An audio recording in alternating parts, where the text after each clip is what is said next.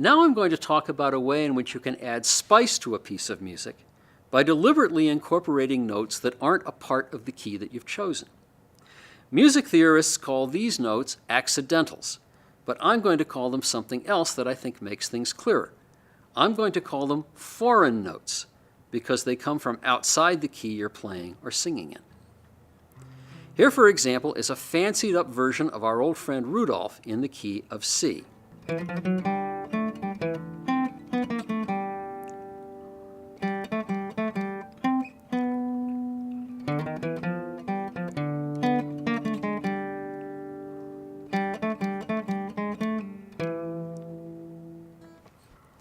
Now, as you can hear, I've decorated the melody by adding some notes, and some of those notes are foreign to the key. For example, in the little pickup right at the beginning, the third note is not in the key. The first two notes are mi and fa, but the third note isn't sol. Remember that in the formula for the major scale, fa and sol have to be 2 frets apart, but the third note of the pickup is only 1 fret above fa, so it's foreign to the scale and the key. The next one comes in the group of notes corresponding to the word reindeer. Reindeer. The first note is a part of the major scale, T, but the next note isn't. It's not La, because remember, according to the formula for the major scale, to get from T to La, you have to go down 2 frets, and this goes down only 1 fret. Then you go down to La, and then you go to Sol. So the second note of that little sequence of notes is foreign. Now the part that goes with had a very shiny nose isn't elaborated, so let's skip over that and go to and if you ever saw it.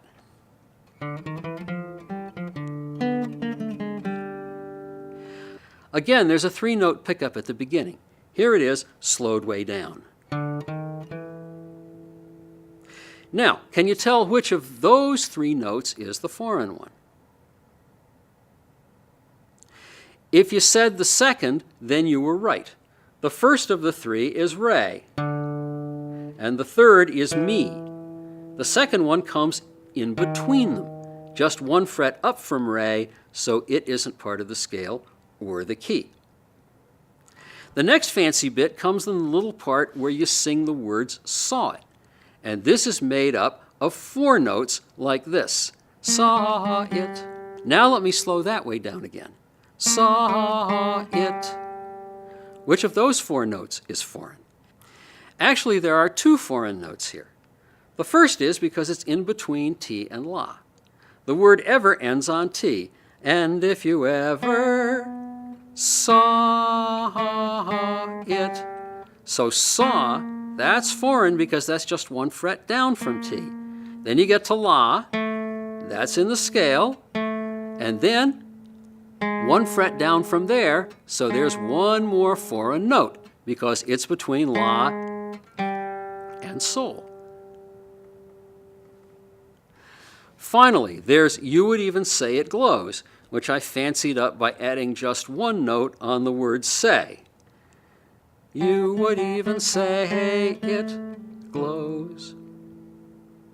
And that extra note is also foreign because it's the same note that I used to spice up saw it. In fact, all I'm doing here is playing the last 3 saw it notes in reverse order. So we had saw it. On saw it, I go from La down to Sol with the foreign note between them. And on say it, I go from Sol back up to La with the same foreign note in between. Say it. The use of foreign notes is called chromaticism, and it has a variety of functions. One is the spicing up I've been talking about, which amounts to making departures from the key you're in, but getting back into the key quickly. But another way in which foreign notes get used, especially in classical music from the 18th and 19th centuries, is to bring about changes of key. You introduce a foreign note which produces tension, and then you release that tension not by returning to your original key, closing the door on the intruder as it were, but by treating the foreign note as an interesting visitor from another place, who then takes you off to that very place. I'll have more to say about that later. One effect of chromaticism can be to give a tinge of minor to something in major, or vice versa. That's part of what's going on in our spicing up of Rudolph when the second foreign note comes in on saw it. Saw it. Rudolph is in major, but the foreign note, the one just before it, is the sixth note in minor. So sometimes you deliberately combine elements of major and minor.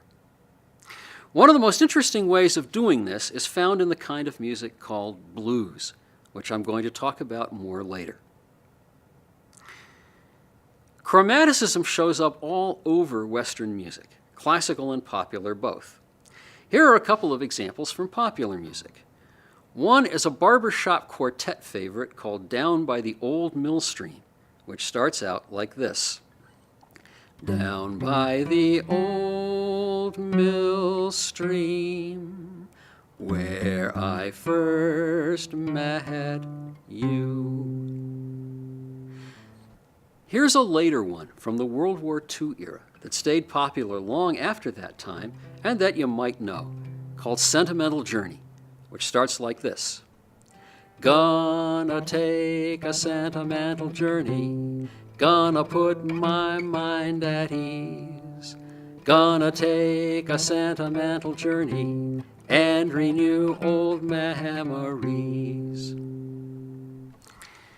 Part of the effectiveness of this song comes from the way in which it keeps moving back and forth between major and minor.